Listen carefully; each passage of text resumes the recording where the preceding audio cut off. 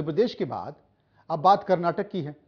कर्नाटक विधानसभा चुनाव है और कर्नाटक विधानसभा चुनाव के ठीक बाद राजस्थान, मध्य प्रदेश, छत्तीसगढ़ है। तो कर्नाटक क्या कहेगा, इस पर सबकी नजर है और चुनाव आयोग ने कर्नाटक विधानसभा चुनाव की तारीखों का आज ऐलान कर दिया। कर्नाटक में विधानसभा चुनाव 10 मई को होंगे और परिणाम आएंगे 13 मई को। राज्य में 5 करोड़ 21 लाख मतदाता हैं, जो कि 224 विधानसभा सीटों पर मतदान करेंगे।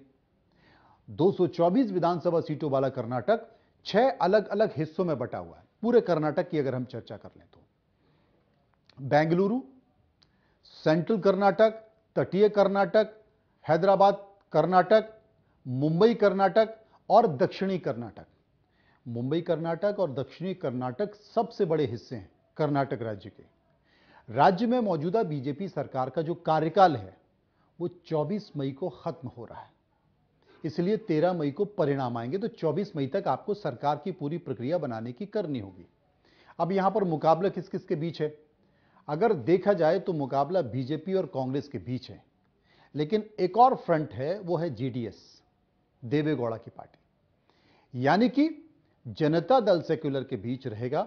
पिछली बार जेडीएस कांग्रेस साथ में थी, लेकिन इस बार जेडीएस ने अलग चुनाव लड़ने की बात कर दी है।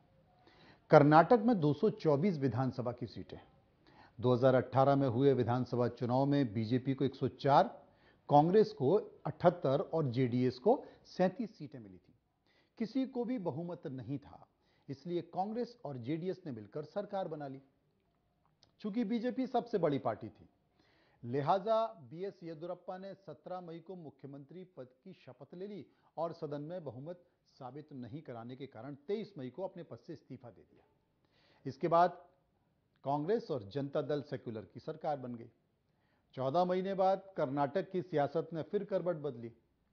कांग्रेस और जेडीए के कुछ विधायक बगावत कर चुके थे, क्योंकि जहां जहां बीजेपी की सरकार नहीं होती है वहां पर विधायक बगावत कर जाते हैं।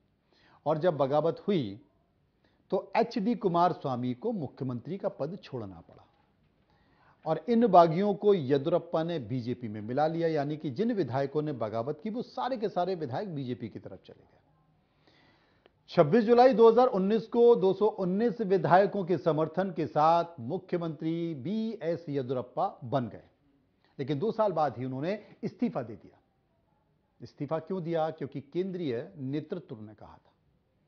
केंद्रीय नेतृत्व किसी और को मुख्यमंत्री बनाना चाहता था, जिसके बाद बसवराज बोम्मई को यहां का मुख्यमंत्री बना दिया। ऐसे में अब यह समझना जरूरी है कि राज्य में जातिगत समीकरण क्या है, क्योंकि कर्नाटक की सियासत में बिना जातिगत समीकरण के कोई भी राजनीतिक पार्टी चल नहीं सकती है। आपको वो जातिगत समीकरण बिठाना ही पड़ता है। कर्नाटक की बीजेपी सरकार ने मुस्लिमों को मिलने वाला 4% आरक्षण खत्म कर दिया, यानी कि उन्होंने सीधे कह दिया तुष्टीकरण की राजनीति नहीं चलेगी। यह संकेत हिंदूवादी मतदाताओं को है। राज्य की आबादी में इनकी संख्या करीब 13% है। उन्हें आर्थिक रूप से कमजोर लोगों को मिलने वाला जो 10% का आरक्षण है, ईडब्ल्यूएस जिसे बोलते हैं, उस आरक्षण में शामिल कर दिया गया है। अब चुनाव के करीब 1 महीने पहले लिए गए इस फैसले का कांग्रेस ने विरोध किया है। वहीं आर्थिक रूप से कमजोर सवर्ण भी मान रहे हैं कि सरकार ने यह फैसला कर हमारा हक मार दिया, क्योंकि सारे मुस्लिम मतदाता अब उसी में आ गए। सारे मुस्लिम लोग उसी में आ गए जो मुस्लिमों को अलग आरक्षण मिलता था। अब मुस्लिम समाज के बाद दलितों की बात करें तो राज्य में दलित कितने हैं, उनकी संख्या कितनी है? 19.5%। कर्नाटक में ओबीसी मतदाताओं की संख्या 16% है, तो वहीं पर कुरवा जाति की तादाद भी 7% है। राज्य में लिंगायत समुदाय की संख्या 14% है, जबकि बोकालिंगा समुदाय 11% है। आपको बता दें कि इसी महीने कर्नाटक सरकार ने आरक्षण को 2 प्रमुख समुदाय यानी कि वीरशैव, लिंगायत और बोकालिगा में बांट दिया है। पहले बोकालिगा समुदाय को 4% रिजर्वेशन यानी कि आरक्षण मिलता था, अब इसे थोड़ा बढ़ा दिया गया, 2% बढ़ा दिया गया तो 6% हो गया। पंचम सालियों वीरशैवों के साथ अन्य लिंगायत कैटेगरी के लिए अब 7% आरक्षण होगा। पहले कितना था? 5 था, 2 यहां भी बढ़ा दिया गया। जबकि राज्य का जो बंजारा समाज है वो इसका विरोध कर रहा है। कर्नाटक में अनुसूचित जनजाति का मतलब आदिवासी, वो कितने हैं? 5% है। ईसाई 3% हैं। राज्य में जैन बौद्ध 2% हैं और बाकी की जो तमाम जातियां हैं वो करीब 4% है। अब यह समझना जरूरी है कि आखिर कर्नाटक विधानसभा चुनाव के लिए सियासी दलों की रणनीति क्या होगी।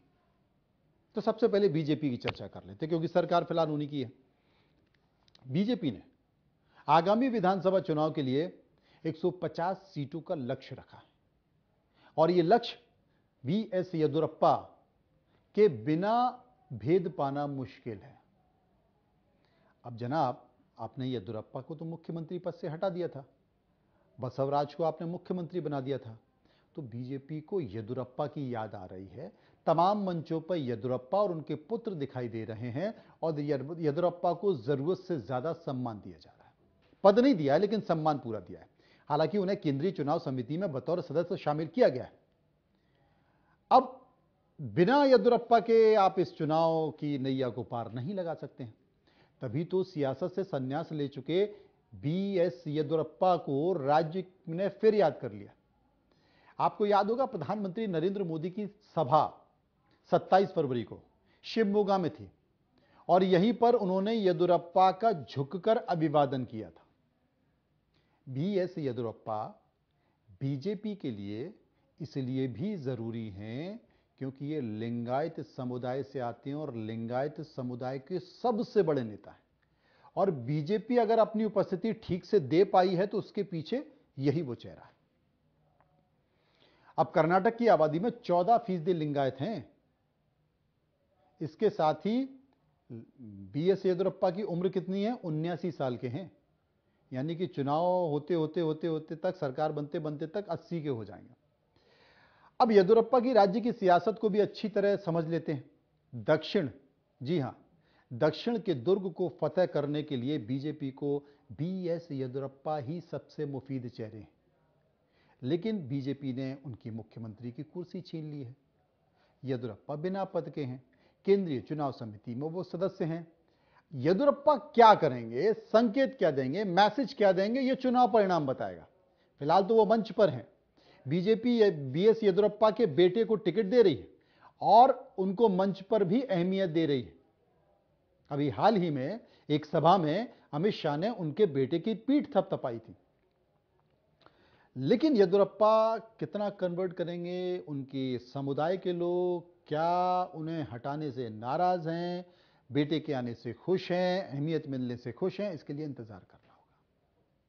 अब कांग्रेस की बात करते हैं। तो विधानसभा चुनाव से पहले कांग्रेस ने 25 मार्च को 124 कैंडिडेट का ऐलान कर दिया है। चुनाव आयोग की जो प्रेस कॉन्फ्रेंस हुई कल, उसके पहले ही बीजेपी ने 125 उम्मीदवारों की सूची जारी कर दी और उस सूची में पूर्व मुख्यमंत्री सिद्धारमैया साफ तौर पर हैं, जो कि वरुणा विधानसभा से हैं। और सिद्धारमैया ने कह भी दिया है लोगों को कि देखो भैया, ये मेरा आखिरी चुनाव है, बस सिद्धारमैया की नैया पार लगा दो। कर्नाटक के जो चीफ हैं, मुखिया हैं, प्रदेश अध्यक्ष हैं शिव कुमार, वो कनकपुरा से चुनाव लड़ रहे हैं। ये भी काफी मजबूत माने जाते हैं। राहुल गांधी ने 20 मार्च को कर्नाटक में एक रैली की बेलगावी में और उन्होंने सरकारी भ्रष्टाचार का मुद्दा उठाया। यह भी कहा कि कर्नाटक सरकार देश की सबसे भ्रष्ट सरकार है और कुछ भी करवाना हो तो आपको 40% कमीशन देना पड़ता है। उन्होंने आरक्षण को चुनावी मुद्दा भी बनाया और कहा कि सत्ता में आए तो एससी एसटी को मिलने वाले आरक्षण का कोटा बढ़ा देंगे। बीजेपी बढ़ा चुकी है। अब कांग्रेस के बाद हम बात कर लेते हैं जनता दल सेक्युलर, यानी कि जनता दल एस की, यानी कि देवेगौड़ा की पार्टी की, जिसे जेडीएस कहते हैं। वो अपनी दम पर इस बार अकेले चुनाव लड़ रही है। दक्षिणी कर्नाटक जेडीएस का गढ़ है।